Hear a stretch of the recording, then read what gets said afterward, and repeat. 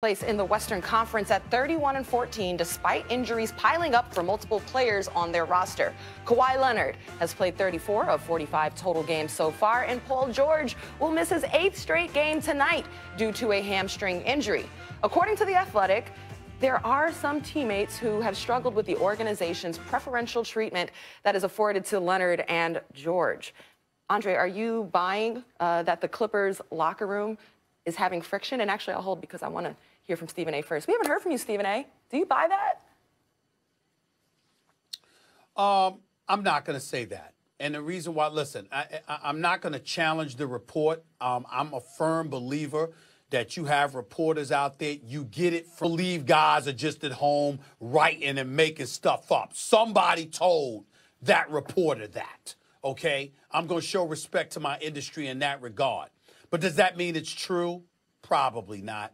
I know a lot of guys on the Los Angeles Clippers, from the coaching staff with Doc Rivers and Ty Lue and the crew and Sam Cassell, of course, you know, right on down to the players. Don't know Kawhi, know Paul George for a while, know Patrick Beverly very well, Lou Williams, Harold, all of these boys. They don't have those kind of attitudes. You know that Paul George and Kawhi Leonard are the real deal. You know when healthy, these are elite stars. In Kawhi's case, a bona fide superstar in the game of basketball, not to mention a two-time NBA champion and a two-time NBA Finals MVP, who, by the way, is dealing with legit injuries. He ain't making it up. It's not like, you know what, I want to rest and I don't feel like playing. We know what happened with him in San Antonio before he departed. And so when you take those things into consideration, even when he got traded to Toronto, what did he talk about with them? You know what? I'll be ready for the postseason, but I need to miss some of these regular season games. I need to pace myself. This is what I'm going through. And he ended up averaging 39 minutes a game in the postseason and flat out balled. When you take all of those things into consideration, just knowing the character of the people that I know. Of course, they don't want you babied and pampered. They ain't gonna stomach that, don't get me wrong. But the flip side to it, understanding that Kawhi and Paul George, particularly this year, is gonna get treated just a touch differently than the rest of the crew, I think they understand it.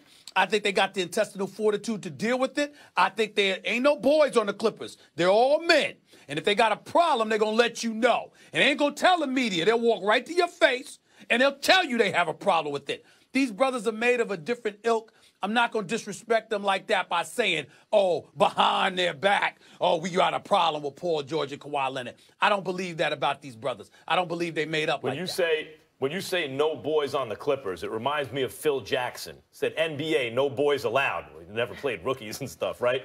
And Phil Jackson, even if the modern NBA passed him by, in terms of team building, I think he was the best. I mean, when he took over talented teams, they won the championship almost every year or got there.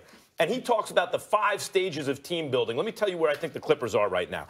The first stage is they don't believe. That they never were in that stage. They won, 40-plus games last year. They got 2 superstars.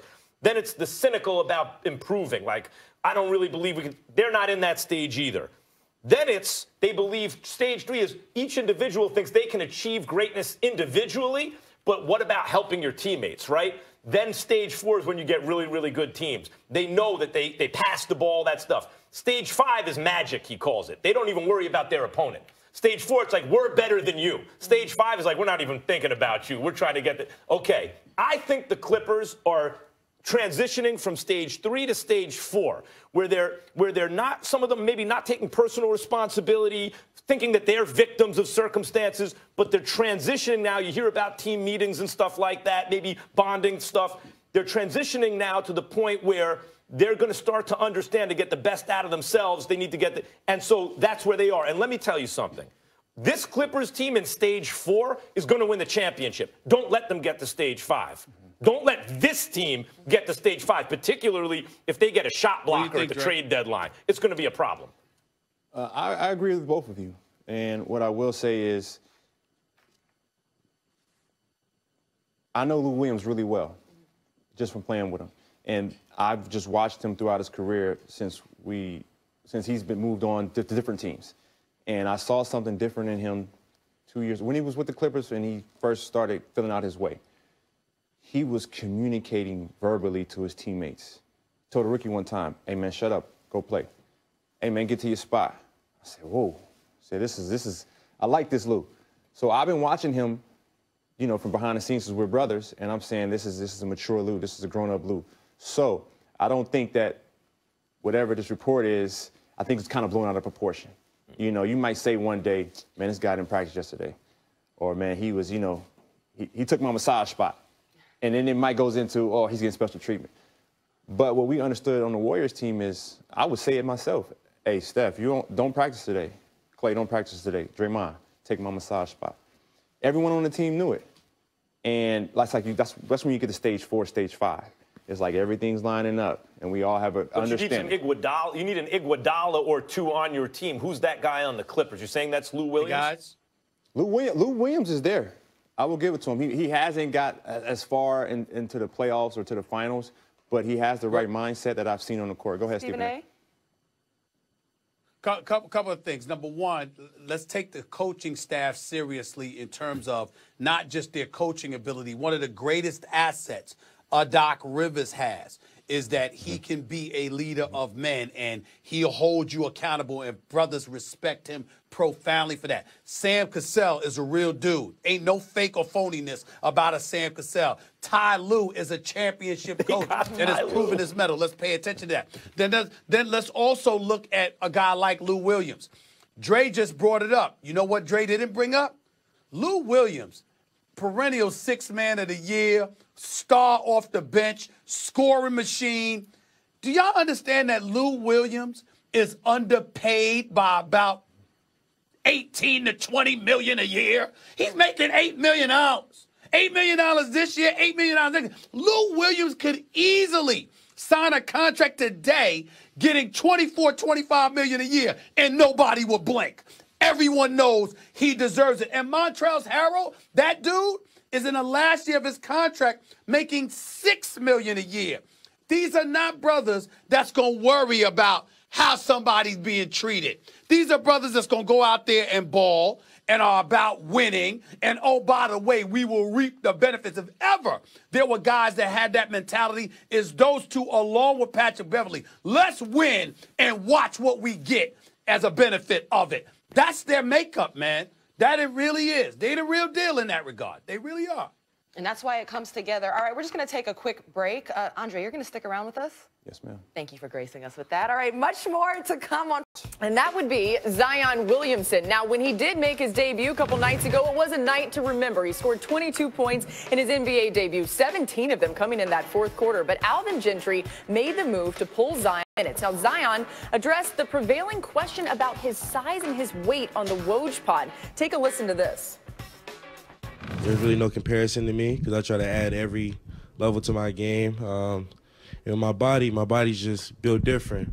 You know, some people try to look at it as a weakness, but I look at it as a blessing because people aren't used to guarding this kind of size. And I'm able to add a little finesse to my game so it has flavor. And I feel like I'm a playmaker, so I can create for my teammates. And when I have to finish, I can go finish. Jay Will and Matt Barnes here with us to talk about this. And Jay, we've talked a lot about Zion's weight and how he can try to avoid further injury. What's your reaction to hearing what he says about trying to lose weight?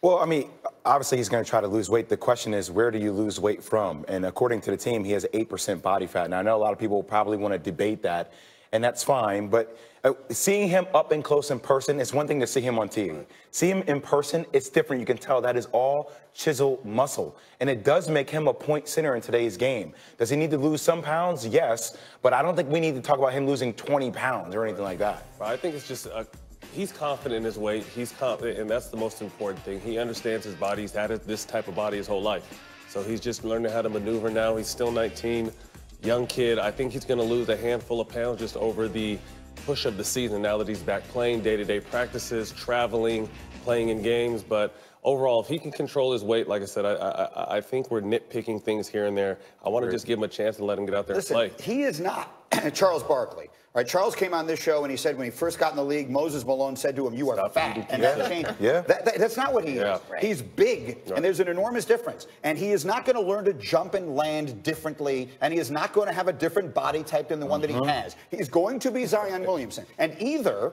his body is going to be able, with all of his athleticism, to withstand what it takes to play in the NBA, or it isn't. But I don't think there's anything that's going to change that is going to change that. Does that make sense? It does make sense, and I agree with you. And the only question you have for Zion is just his ability to try to finish over people in traffic. And look, we love that from a media perspective because that's what we gloat about. We show in every single highlight, and you just wonder about that kind of friction. But everything.